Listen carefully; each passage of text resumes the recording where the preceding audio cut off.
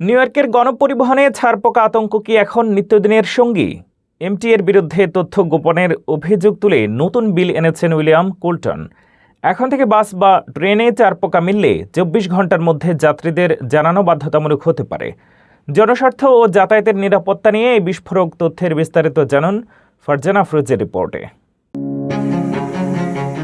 বাসে বা ট্রেনে সিটে বসার আগেই কি এখন থেকে আপনাকে 10 বার ভাবতে হবে? নিউ ইয়র্কের এমটিএ কি আপনার অজান্তেই আপনাকে ছারপোকার কামড় খাওয়াচ্ছে?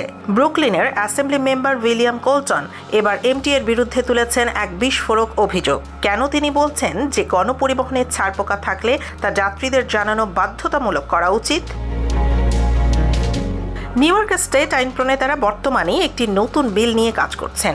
এই আইন পাশ হলে ট্রেন বা বাসে ছারপোকার উপদ্রব শনাক্ত হওয়ার 24 ঘন্টার মধ্যে এমটিএকে তাদের ওয়েবসাইট, ইমেইল বা টেক্সট মেসেজের মাধ্যমে যাত্রীদের সতর্ক করতে হবে। উইলিয়াম কোলটনের মতে এমটিএ কোনো কারণ ছাড়াই এই তথ্যগুলো গোপন করে আসছে। তিনি স্পষ্ট জানান, লক্ষ লক্ষ নিউ ইয়র্কবাসী প্রতিদিন বাস, ট্রেন ব্যবহার করেন। তাদের এই আতঙ্কের মধ্যে রাখা উচিত নয়। যদিও ছারপোকা সরাসরি রোগ ছড়ায় না, তবে এর কামড়ে অসহ্য চুলকানি ও লাল দাগ তৈরি হয়। 2018 সালে ম্যানহাটানে ছারপোকার কারণে প্রায় অর্ধ ডজন বাস সার্ভিস থেকে সরিয়ে নিতে হয়েছিল।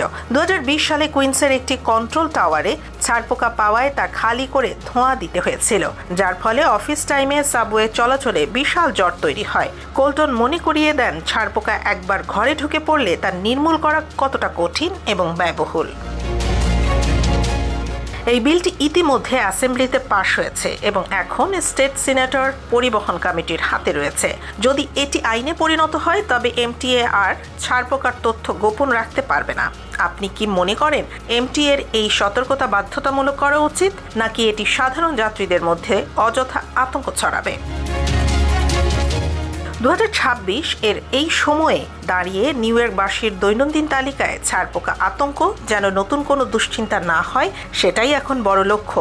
বিশেষ করে ব্রুকলিন এবং কুইন্সের মতো জনবহুল এলাকায় এই আইনের প্রভাব হবে সবচেয়ে বেশি।